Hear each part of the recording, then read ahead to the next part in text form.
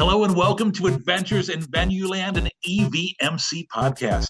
Join us for this all-access pass backstage and behind the scenes with some of the brightest minds that cross the scope of the live event industry. I'm Dave Rettelberger. And I'm Paul Hooper. We'll introduce you to incredible guests who journey with us as we dive deep into the world of venues, tours, festivals, and everything in between. Grab your laminate and meet us in Venueland.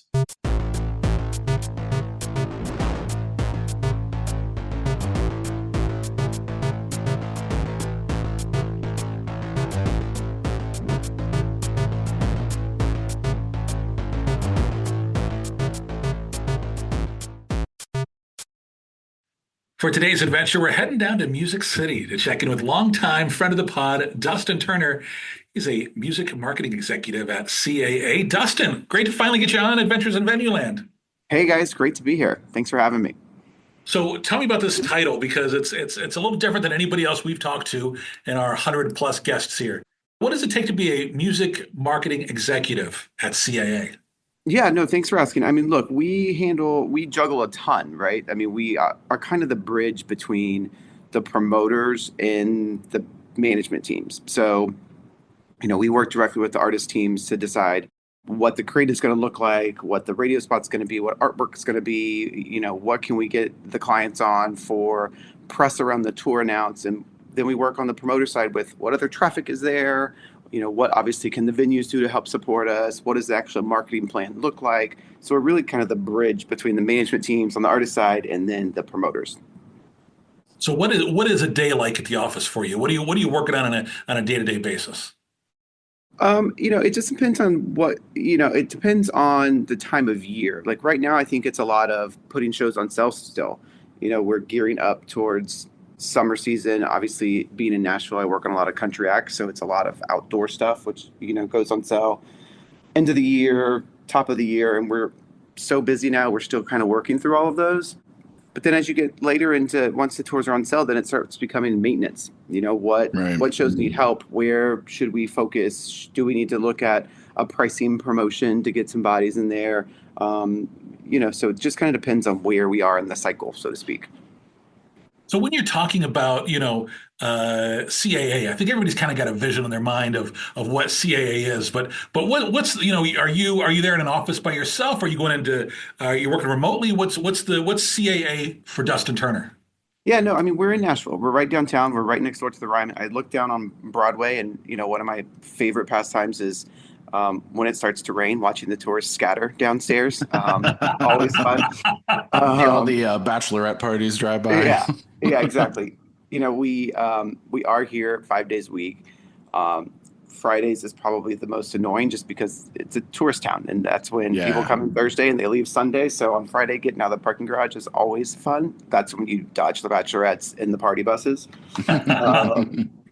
But yeah, we're right downtown. I mean, our Nashville office is growing. I don't even know how many agents are in this office, but 20, 30 probably. And then on the marketing side, it's myself, and then we have a woman named Ella who handles some clients with me as well, and then we have an assistant named Madeline. So it's three of us here in Nashville, and then we have a large presence in LA and a larger presence in New York. So we're kind of all spread out. The great thing though is even though I'm in Nashville, I don't work with just Nashville people. Don't work on just country. Don't work with just agents in this office, which is really, really nice. So we get to cover all across the company, even though we're based in Nashville. That's cool. So you're able to collaborate with your other peers, I guess, in those other offices and hopefully see them and kind of chat with them and share ideas, even though you're not necessarily, side by side. Yeah, I mean, 100%. On the agent side, we work with agents throughout all the offices based on, workload, relationship, et cetera, is kind of how we divvy it up. And then on the marketing side, we're all super close. We have a meeting every week to brainstorm or talk about, look at this great idea we did here, or have you heard what Spotify's doing next, or Access is rolling out this new program. Are you familiar with this new program? So we all stay in touch and connected, just so we're all up to date on what's new and happening. What would you say is the best and worst thing about being in Nashville? Maybe you don't have to say the worst thing, but it's got to be a huge advantage. Like you said, your proximity, you're right across the street from this iconic venue. You've got Bridgestone right there, which of course is Yeah. host to all these amazing award shows and shows that are a lot of your all's clients. So I mean, that's got to be amazing to just be able to like pop across the street and meet with someone, or when someone's in town that's on a tour that you're working on, you're able to literally walk across the street and go visit with them. Yeah, I mean, look, it's definitely an advantage being here. Nashville, I've been here 10, 12 years now. It's not the same city it was. Like, it is wild what's happening in this town, but it's really, really exciting. I mean, you're right. Bridgestone, again, right across the street, the Ryman I look down on. But, a lot of the labels have a presence here. A lot of our managers are here. A lot of the teams I mean, look, the artists are here. A lot of the clients are here, which is great and can get you in trouble. Make sure the artwork's approved. So it's a great benefit to have all those people so accessible. And you're right. You can get a lot more done face to face, and it feels a lot more, human, Yeah, and not so yeah. much business. To be able to sit in a room with someone and be like, "Here's our plan for the next 18 months for you, or the next 5 years, or whatever it is." So it's a huge advantage to be here where they are. It's great. Obviously, you have so many events that come to your town, but do you have to do much traveling? Do you ever have to go out to California? Are you ever traveling on the road with tours? What's life like on that front? Yeah, just recently I actually went and saw one of our dear friends in Seattle. I was in Seattle a couple weeks ago, and saw JJ up there. I do Love travel. JJ. Yeah, she's the Yes. best. I do travel. It's, you know, because of what we do, playing the Garden for the first time is a huge deal for clients. Playing LA if it's, a first time, start of the tour. So there's just, you know, key events in a tour that I'm trying to make sure I attend. Start of the tour, somewhere in the middle, and if it's like a big market that makes sense. Also, honestly, being in Nashville, I don't go west sometimes because it is far. So getting up to Chicago is easy, getting to Charleston is easy, getting down to Florida is easy. So it just kind of depends on where the tour is going and where I can get to. But Yeah. yeah, try and get out as much as I can because look, that's the reason we do it, right? We don't Amen. do it to sit in this office and watch the Right, tours right. downtown. It's to be there and see it. And we worked on this tour for 6 months. Who's actually coming? We know what the data Yes. looks like, but let's see who's actually walking through the door. I was talking with somebody, who was getting into they were in their very first, few weeks in marketing, and they said, what's important? I said, the most important thing you can do is get out from your office and at every show, walk out in the concourse and see who the audience is. You can read all the demographic reports you want, but there's nothing like seeing that audience with your own eyes to really help you the next time you're marketing that same artist or type of show. Yeah, I mean, look, it's so important. I mean, my friends make fun of me because we'll be at a show and I'll be facing the wrong way. They're like, "What are you doing?" I was like, "Just seeing if they're up there, like, seeing who's here." Right. Standing at the soundboard and just going in circles. Sitting behind the computer isn't going to tell you that. They're not going to tell you if they're getting there early. They're not going to tell you what the merch lines look like. They're not going to tell you those things. You have to actually be there and see it. Yeah, I think that's so important. You obviously work with venues all around. So, somebody, I know we have a lot of venue folks who listen to the podcast. What makes a venue a good partner for you, other than obviously selling tickets, number one. For But sure. what can a venue do that you're like, I enjoy working with that kind of venue? Look, to me, I see the venue team as they are your local boots on the ground expert.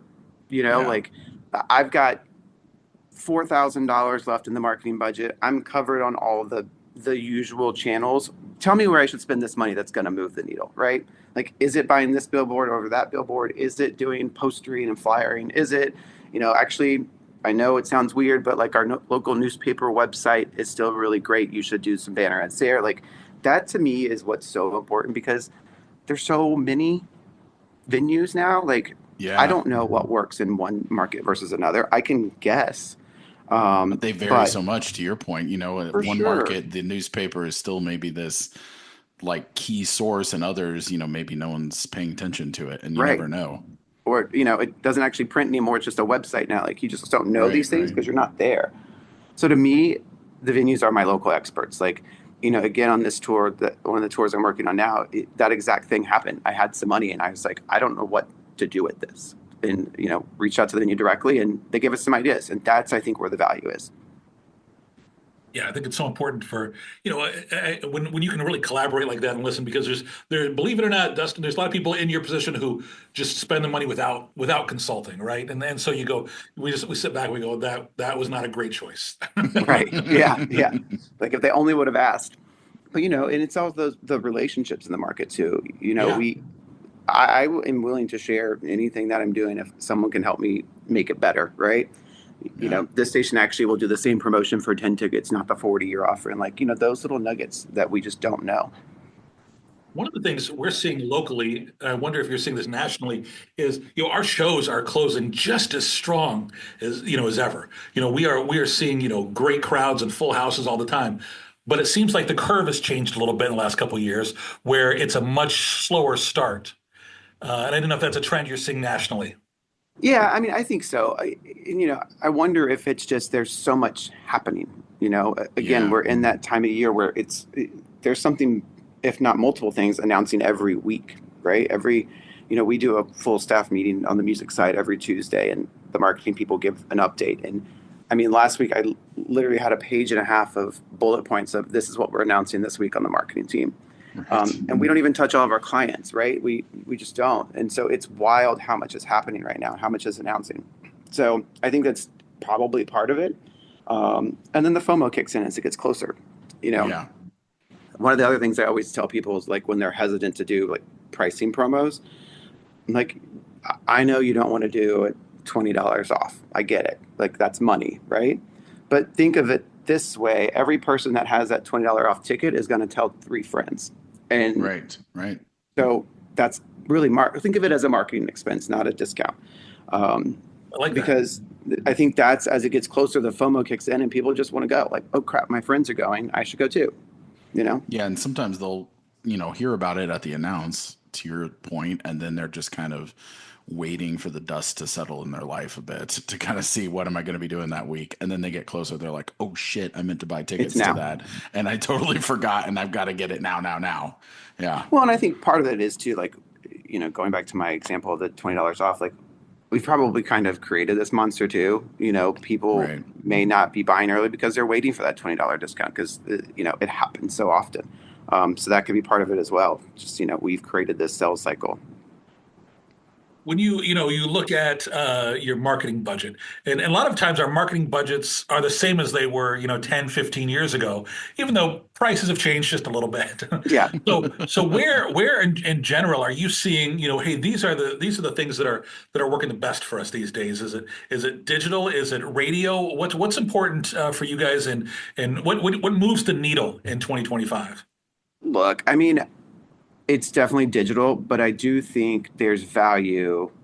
Again, speaking country specific, like country radio is still important. They have a whole week long conference in Nashville where all the programmers still come in and they get together and they meet with the artist. Like country music still matters. Now, will it in 5-10 years? Who knows, right? But if it's a country tour, country matters. Now, if it's not a country tour, I remember my first tour where I was like, we're not going to buy radio at all. In the terror that week when we went on sale, because I'm like, this is either going to be great or this is going to be the end of everything. Is anyone going to know this? Exactly. So yeah, it's hard, and it's a hard habit to, not really a habit, but it's a hard habit to break, to try and move away from the quote unquote traditional things you've always done. But I think for the right artist, the right client, it's the right move. It works. Now, speaking of digital, it's just so crowded, and the consumer is so smart now. They see a artist standing there saying, I'm coming to your town. They know right away. They just keep scrolling. Video liners, I don't know how effective they are anymore. Great live footage, on the other hand, super effective because it's creating that FOMO. It's getting people excited. It's showing them what they're going to miss if they don't go. So digital is obviously important, but it's got to be done right. Are there any trends, not to get you to try to predict the future that all of us are so great at doing, but are there any trends that you kind of see coming on the horizon that you think might be something we should look for in the next, 5 years or something? Is it something bubbling up that you think could be interesting? I mean, before I predict the future, By the way, party bus out the window, in case you're curious. Going back, we can't hear them yelling from here. It's surprising. I see them. Going back to the creative, I do think creative is super important. Yeah. But also, sometimes it's hard because we just don't have it, right? Right. So I think we have to get creative on the creative, as silly as that sounds. So, if it's taking the ad mat and adding some movement, which, I think you could do probably pretty effectively and pretty cost efficiently. But I just know, everyone wants more content. And sometimes we just don't have it. It's not because, listen, if I had it, I'd give it to you, right? Right. But you'd be surprised with how many times a day people are like, more. So again, maybe that's part of where venues can help, is just think outside the box. Like, if these are the tools you have, how do you repurpose them to make them look new and different, and keep it fresh? Yeah. Now to predict the future. Let me get my notepad out here. Yeah, exactly. If radio is going the way the radio is going and become maybe a little bit less important, like, how are we going to lean more on the DSPs? What more can Spotify do for us? They have so much data. Like, how do we tap into this data? Ticket buying data, some venues I think use it well, and some maybe it just sits in a pile, and they just blast it out. So how can you use that effectively? I don't know the answer, and I know it's hard when you're like in the day-to-day grind to like take a step back and be like, oh no, I have this huge monumental pile of data. How do I sort it and use it properly? Because again, it's been ignored for so many years. Yeah. But I think it's going to be more important. And even if you can't go backwards, like, how do you use it better moving forward? And again, I don't have the answer, but I just think, between that and then on, the artist side, utilizing that data that the DSPs have is super helpful, and they need to find a way to better use it, I think, on both sides. I think that's a good point, because I think there are people that are like almost, I don't want to say they're like waiting for the trend to move past, but they're like, oh, I've got all this data, but I'll worry about it another time. And it's like, I think that mountain's just going to keep getting bigger. And it's just becomes like almost insurmountable of like, you're never going to sort it. So you might as well try to make it work. But that's exactly what it is. We're not going to put that back in the box, Correct. It's not going away. I mean, again, I spent some time at a venue. I spent some time at a promoter, and I've sat in that chair being like, I have all this stuff, but how do I use it? And it's just, I didn't. And I'll be honest, I didn't use it properly. But there's got to be a way to, fix it before it becomes too overwhelming. Dustin, sometimes we're working on shows and like, what can we do to get this show moving? And we can get really bogged down in what I call micro marketing. So it's that thing of like, oh, we could do a bar night at this club, and I'm going to tell you the idea, and you're going to say, oh, that's a really fun idea. And we'll okay a pair of tickets. But in our hearts, we both know that's not moving a chunk of tickets, right? Yeah. So I wonder what's your thought on it? Is it from your side on micro marketing?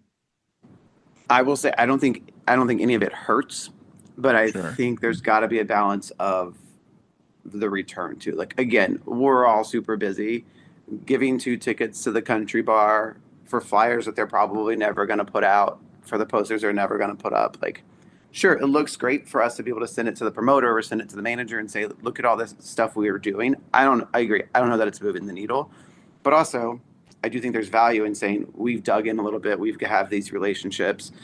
Maybe they will put the posters up. Maybe they will put the flyers up. And again, just because everyone is so scattered these days, every impression for a show is a great impression.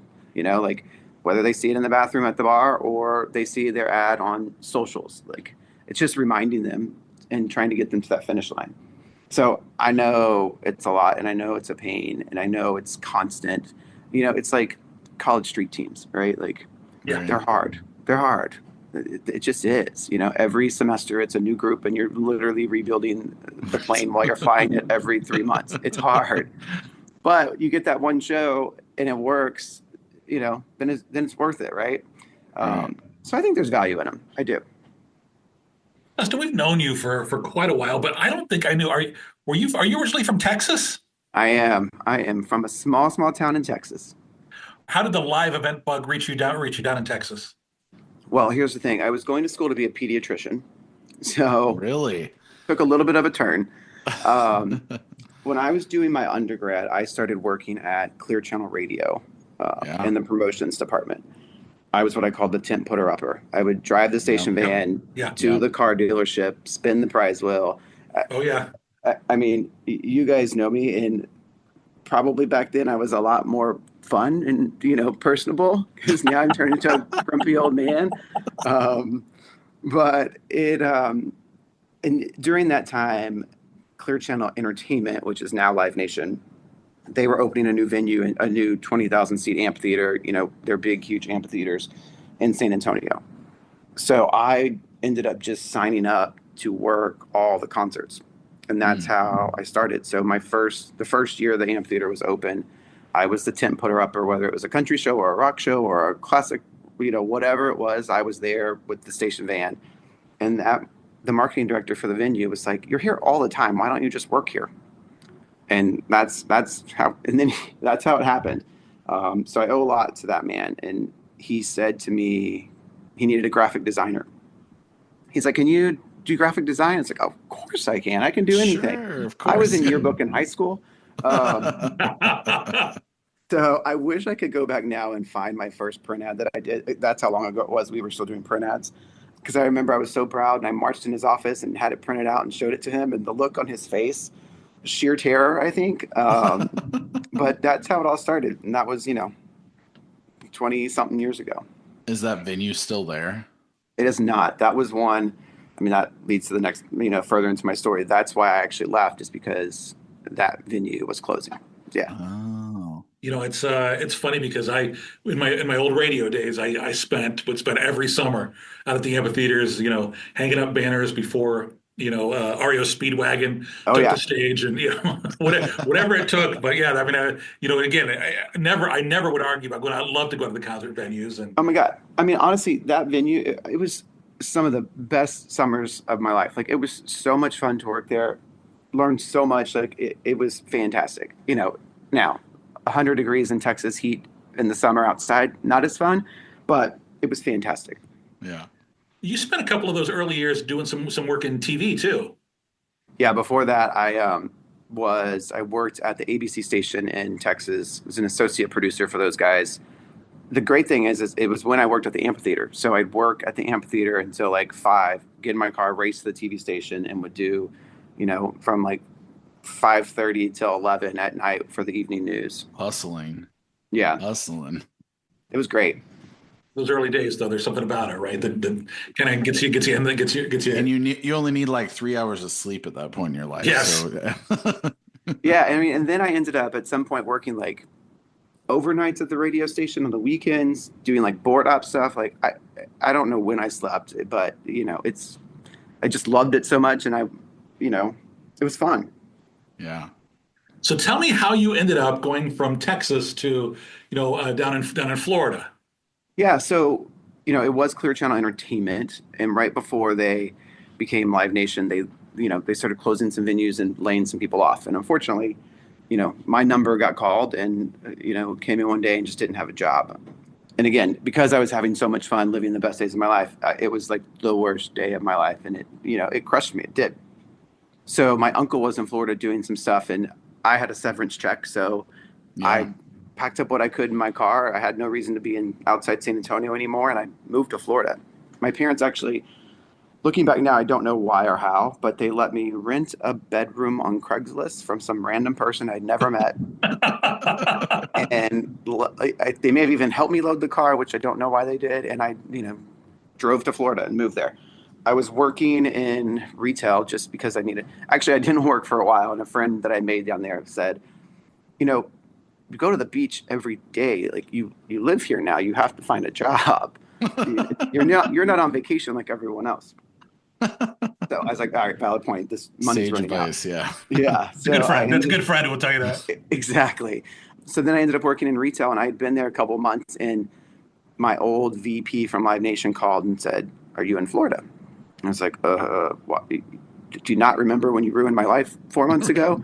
Right, you forced me here. Yeah. He's like, "Well, we have a job." I was like, "So great to hear from you." Yeah, right.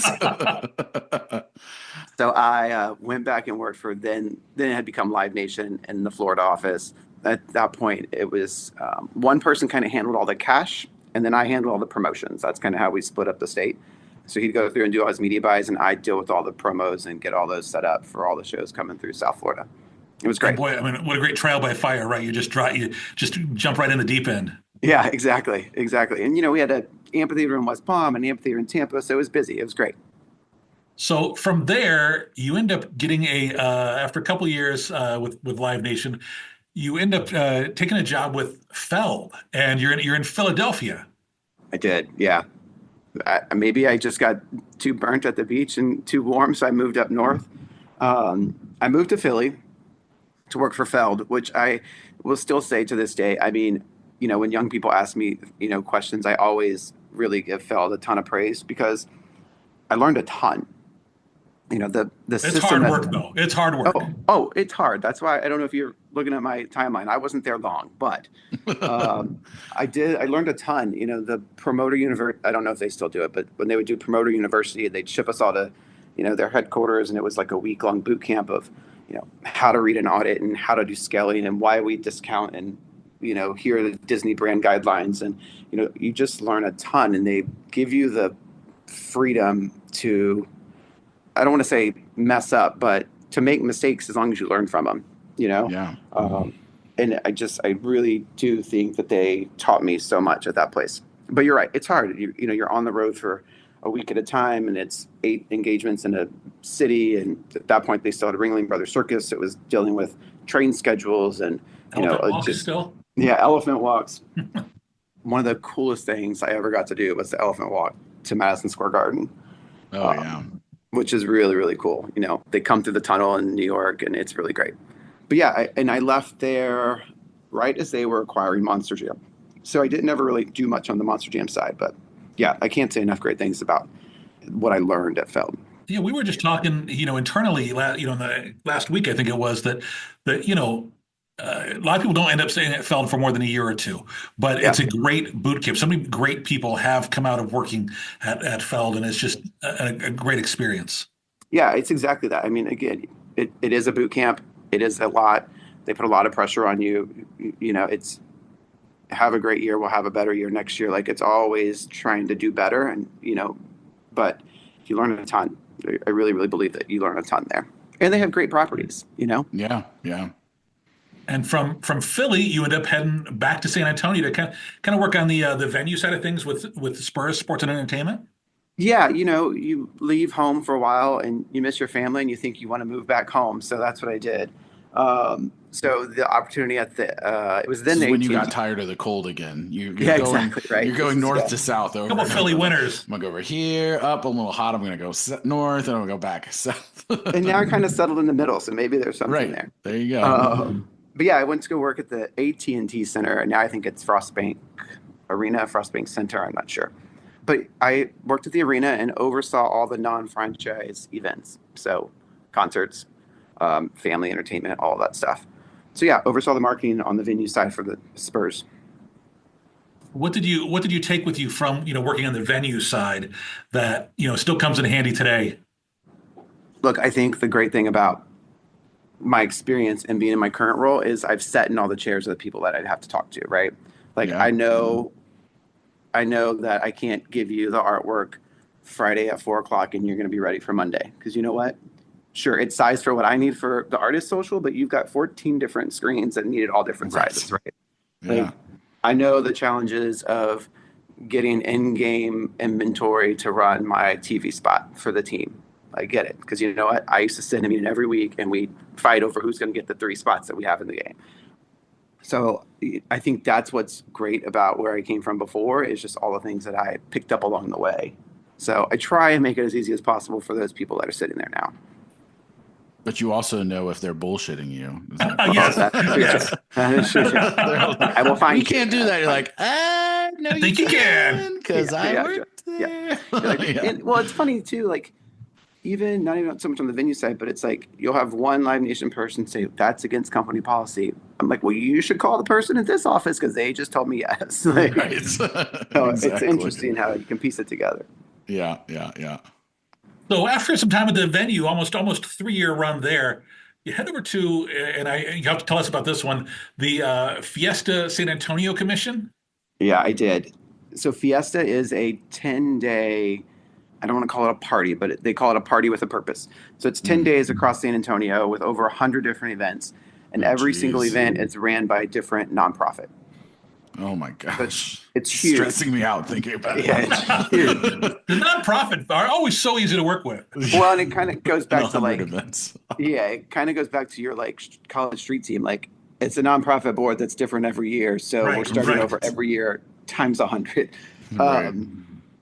But it's fantastic. And I was working at the commission, the Fiesta San Antonio Commission, which oversaw like, they don't oversaw each individual event, but it's more just the umbrella that like is a resource hub. So if you need help with marketing, we can help you. If you need help getting permits from the city, we can help you. If you need help with whatever, we were kind of that resource. So I did marketing and communications for those guys. It was a really, really great experience. Again, it's where I'm from, so it felt like I was doing good and giving back in the community.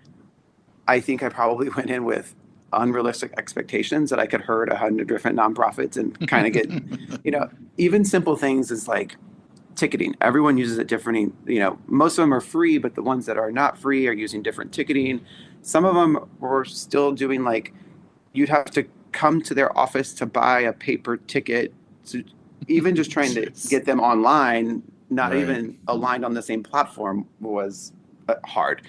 But it was fantastic. I mean, again, I try and go back for that, at least a couple events. There's a couple events I really love. So I try and go back every couple of years for that. Obviously, from there you end up heading back into the live event business. I mean, it was live events. I'm sorry, more to the concert side of things, and Yeah. heading over to AEG. So, talk to us about that switch and that move to Nashville. Yeah, I mean, I got really lucky. When I was working at Clear Channel Entertainment in San Antonio, a colleague of mine ended up moving to Nashville and working for a woman here named Allie Harnell. And this is 15 years later, there's this opportunity in Nashville. And I met her, I come up and seen a show and met her a time or two. And I just reached out and I was like, I don't know if you remember me, but we went to that show at the Ryman. It was, oh my God, who was it? Jack Johnson. Yeah. I was like, the Banana Pancakes guy. Banana Pancakes guy. And I reached out and I was like, look, I see this job posting and I'm really interested. And next thing you know, I literally had moved in San Antonio, like from a house to a different house 6 weeks ago. And I come home, I was like, guess what? We're moving to Nashville. Hope you still have those boxes. Right. So it happened very quick, but I mean, it was, again, fantastic. I mean, that office, we were small but mighty. We covered Tennessee, Alabama, Mississippi, Kentucky, and Georgia as a regional office for AEG, and we did a ton of shows every year. So I oversaw the marketing there, and then as time went on, I picked up operations. I was doing a lot of the budgeting and the financial stuff for the office there. But yeah, it was great. I have no complaints. I mean, a lot of those people, one of our buyers is now an agent at a different agency. One of our other people in the office is now works at a management company that we work super close with. Someone else is still there, but like running big tours for them. I mean, and Allie Harnell is now, the president of Live Nation Women, supporting women's initiatives for Live Nation. Like, it was a really, really incredible office of people there. It seems like there's certainly multiple times where you have set yourself up for great opportunities through relationships or through That's definitely a theme. what kind of, is that something that was intentional, or is it just something, is it something you probably try to impress on people starting out in the industry? Because to your point, you never know, someone that you worked with who goes on and takes another job. And, we've all had friends and coworkers do that, and you don't always necessarily think that their job is going to lead to a new job for you. And then all of a sudden you meet someone here or there, you make a good impression. And then, 10 years later, you're living in a different city, and life is so random like that. But certainly in live events, it is like the biggest, smallest industry ever, right? There's a million people that work in it, but yet I feel like everyone is like 2 degrees of Kevin Bacon of each other. If you don't know that person, you probably know their name and you probably know their boss or the person that works under them. I mean, it's kind of crazy. So is that something that you've kind of been intentional about, or is it just something where you kind of like always, try to foster relationships because you never know where they're going to lead? Look, I mean, when I first started out, I not intentional at all. But as I grew and grew up, I think you realize that this is a small little community, right? Um, and you just never know where someone's going to show up next. So that's one of the things I always tell younger people. I was like, always be nice because you just never know. Like someone starting today could end up being your boss one day. Like you just never Yeah. know. I mean, going back to when I left Clear Channel Entertainment and the gentleman who called and asked me if I wanted to come back in Florida, his name's Steve Tolliver. I worked for that man forever. He's fantastic. And now he's the VP of marketing at Live Nation here, and we're working together again. You Right. know, there's people on the promoter side that I worked with like when I worked in San Antonio, there was another venue marketing person who now works on the promoter side. And like we work together again. Like people, you never know where they're going to show up. And I think it's super important to just be nice to people, not even so much because they could be your boss one day, but it's just, what we do is it's not, I don't want to say it's not hard, but it's stressful and it's a lot. And there's days where we're just tired. Yeah. But no one really understands it more than we do, right? Because we're all doing it together. So I think it's just important to treat people nicely because again, Yeah. you never know where they're going to show up. And it's stressful enough without Right. that. Exactly. When you treat people nice, it's still stressful. So why complicate it? Right. I mean, at the end of the day, it's a business, so there's a reason for it to be stressful, and there's a lot of money on the line, and a lot of people, Yeah. a lot of eyeballs. But at the end of the day, it's the fun business, not the life-saving business. So, try and keep that in mind. Tell me about making the leap over to CAA. What was the driver there? I mean, look, it kind of goes back to the relationship thing. When I was on the promoter side, I worked very closely with Allie McGregor at CAA, and she took a liking to me very young and has mentored me for many years. And this opportunity came up, and I had been working with her and the woman named Lucy who was in this role before, because I was on the promoter. I was the promoter sending my ad plans to this person that now sits where I do, and just that relationship and friendship that I had with them led me here. It's like you're great at what you do and you're getting such great things done. Do you want to come be on our side? So that's how, I don't even know if the job was ever posted. It just kind of led me here. So, Yeah. Now you've been in Nashville for quite a while. yeah. Is this kind of your spot? I mean, look, I used to say probably like 5 years ago, this is the longest I've ever lived somewhere, but now it's like twice as long as I've ever lived somewhere. So I think I may be stuck here for a while. Yeah. Those roots run deep now. You've I planted know. them. When I first moved here and bought a house, being here a couple years, I was like, I can't leave. Now I own a house. It's like, I don't know. I feel pretty settled here. Yeah. Now, I am getting a little itchy and want to move my houses. Like Yeah. I've lived in this house long enough. It's time to try something new. So that I have Yeah. to try and get approved at home base, which hasn't gone over well. But I think Nashville will be it for a while. It definitely feels like too, even if you decided you wanted to explore another opportunity, there's so many of that in Nashville, right? Yeah. Like if you ever went to another side of the industry, there's 30 of those companies there. It's like For sure. there's Yeah. so many opportunities that if you like Nashville, if you find yourself planted there and you're not looking to get out of it, there's just like you said, you're working with tons of other promoters, with venues, with people all the time. And I'm sure as tight as the industry feels, it's probably even tighter in that city where you're literally, getting drinks with people at, Yeah. night. So I mean, I went to see the Nashville Symphony here where they play movies and play the music to it live, which is really cool. I went and saw The Lion King last night, and sitting there here, I mean, here comes a manager and sits a row in front of me. Like you just see these people out in the Right. wild, so to speak. Like, yeah. they're just, it's great. You were talking about other opportunities. When I was at AEG, I kind of felt like I'd plateaued a little bit. So I went back to school and got my master's at Vanderbilt. And my plan was to go work in healthcare. I was like, you know what? I've kind of reached the end here. Really Like, interesting. there's nothing else I to can go back do. to healthcare yeah. And maybe there's a lot of healthcare here in Nashville. So I was like, Sure. every job I see requires a higher degree. So I'm going to go get this because I'm kind of getting bored and, I need a new challenge. So now I have a very extensive degree that probably would still have this job without. But it was such a great experience because it just challenged me, right? Like it challenged me to find something new and just, tap into that part of my brain I wasn't necessarily using. Are you kind of a glutton for challenge and change in that way? Like, is that something where I am in certain, not so much in like moving cities, but I am one of those people that's like, I can't not think about the next challenge. As soon as one's done, I'm like, I better have three more because I Yeah. will just like spiral. Like, I have to always have something that's driving me. I don't sit still very well. Like, Yeah. even with like, obviously that's a big thing, but even like little things on the weekend, I'm like, thinking about, do I need to do this or should I do that? It's just like, I don't sit still well. And I probably need to figure out how to do that a little bit better. Because at some point it's going to catch me. Yeah. But that's part of it, as I just always have to, like you, I always want to be thinking of the next thing and challenging myself to just keep moving. I feel like it's important that we mention that you were honored by Billboard last year I as was. part of the Billboard Pride list. I Talk to was, us a yeah. little about that and what that means to you.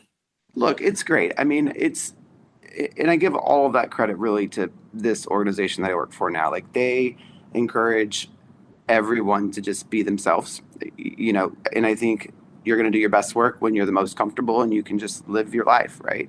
They have so many employee programs. I mean, I just got an email today about, National Women's Month. We're always celebrating everyone and our differences, and it's fantastic. So I give all that credit to CAA. But it's great. I mean, anytime you're recognized for something, it's a huge honor, and it was super, super special. So thank you for that. Yeah, no, that's great. And then, we've heard a lot about your professional side, but a little bit about the personal side. Who's Dustin away from the office? Well, I sit on the couch and overthink everything, as I just told you, always thinking about the next problem to solve. But no, I mean, I'm married. We just celebrated 16 years together, married 9. And if you would have asked me that 2 weeks ago, I probably would have known, but it's top of mind now. It just happened. But yeah, I mean, look, we're fantastic. Have a little dog who rules our world, and we travel a ton. What kind of dog? A little Frenchie. Okay. Little Samson is his name. But yeah, I mean, look, we try being in Nashville. The great thing is you're kind of central to a lot of things. You can pop up to Chicago easily. There's so many beautiful like things with the Smokies around here that are great. But yeah, we take advantage of our time and try and do quick little weekend trips when we can. Which is great. And I think sometimes, as much as you're saying like you have a hard time sitting still, I do feel like I see you taking vacations, which is, it's good. So you do like, you're at least valuing that and understanding, okay, I do want to disconnect. I need to disconnect. And that's important. Well, usually when I'm sitting on the couch overthinking things, I'm planning the next, like what we have nothing in 2 weeks. Well, we should just go to Chicago. Like, just like, let's just rent a car and go to a cabin. Like, it's just little things like that I just try and keep us busy. I mean, I look at my parents and like, they worked really, really hard their whole lives, but they're older now and they didn't do a lot of this stuff. So it's like, I'd rather do it when I can, and I can go on the hike instead of when I'm older and I may not be able to, Yeah. Yeah. So just never know. You never know. Hey, Dustin, I loved hearing about your adventures and learn a little bit more about you. But before we let you go, I want to hit you with our Fast Five. It's just 5 quick questions looking for your short, immediate response. First up, what was your very first concert? Listen, Dave, I'm an avid listener, and I've been dreading this Fast Five since I got to know about this. I'm not going to lie to you. That means you got to change up all the questions. And I don't have an answer to this one, and that's why I think I've been dreading it so much. Yeah, I mean, look, as a kid, we didn't really go to concerts. Like, I remember going to the circus as a kid. Weirdly, I'm the same way. And so I think the first like actual legit like touring show I was in college, which is crazy. Yeah, and I think mine was probably working at the radio station, and it didn't have the impact on me that I was there for work, not there because it was someone that I loved. And I don't have an answer to that question, and I always feel bad saying that. What's the first one you remember like attending for fun? I'll tell you, one of my favorite ones in San Antonio was the Red Hot Chili Peppers. Oh yeah, completely sold out. Again, this was 20 years ago, so like we were the conduit to the local weather person because if there was weather, we needed to get an update. And I remember it was so stressful because it was such bad weather that night, and just being on the phone with her all day and all night, and like it was raining, but it felt like every time they'd hit the drum, it would like lightning or thunder, and it was just magic because like everyone's soaked, nobody cared. It was such a stressful day because you just don't know if it's gonna come off like happen. But it was one of the best shows. That's awesome. All right, here's an easy one. Who's got better barbecue, Texas or Nashville? Oh, I have to go Texas. I mean, there's a local barbecue place right down. I could walk to my house until they moved a couple months ago, and it was Texas barbecue in Nashville, which is the best of both. Oh, there you go. Yeah. All right, we're in Nashville. We actually see you out on Broadway. What spot on Broadway are you most likely to be found in? If you see me on Broadway, I'm probably lost, especially if it's a weekend. Please find him and direct him. Please put me in an Uber. Probably Legends. Legends is all the way at the end before the madness starts. You can always get in. It's never super crowded. Bands are always good. I love Legends, and I have to go to Roberts for the grilled cheese and the bologna sandwich. Do you have a favorite spot off Broadway? We live in East Nashville, so we spend a lot of time over there. I don't know if I have a favorite spot. Favorite restaurant now is one called NoCo, which is over in East Nashville. It is incredible. If you ever come to Nashville, please go. Book it weeks in advance because it's really hard to get into, but it is incredible. NoCo? NoCo, N-O-K-O. Okay, got it. Last question for you. What's your theme song? Cameras follow you all around, filming your life. What's the song that plays over the opening credits of the Dustin Turner Show? Let's go and get the party started. The Pink song. Is that what it is? Yes. Yeah. Very nice. Dustin, if somebody wants to reach out to you or find you online or that kind of stuff, anything you want to plug here? Yeah, I mean, I'm on all the socials, the Instagram and Facebook and LinkedIn. I don't know the exact address, but I'm searchable. I'm not hidden or private. So follow. Let's get the party started. Let's get it started. Dustin, thank you so much for joining us today. I really, really appreciate the time. Thank you, guys. This has been great. Yeah. A big thanks to everybody for listening to this episode of Adventures in Venueland. Remember, you can subscribe and find more episodes wherever you listen to your favorite podcasts. We do love your 5-star reviews. It helps others find us. Until the next adventure, I'm Dave Ruddleberger. And I'm Paul Hooper. Thanks for listening, everyone.